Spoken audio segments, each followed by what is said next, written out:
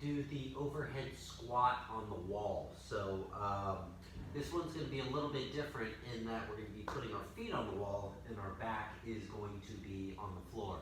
I love this exercise. It's great for improving flexibility, not only in the low back and hips, but it also improves flexibility in the groin as well as upper back and even shoulders. So to do this, you want to try and get your butt as close to the wall as possible. And we're going to take our squat stance against the wall. Like this. Knees are in line with the toes, similar to a squat. And from here, we rest our head on the floor. Reach our hands straight up overhead. Palms are facing upward and just let them sink. And just relax everything and hold the position.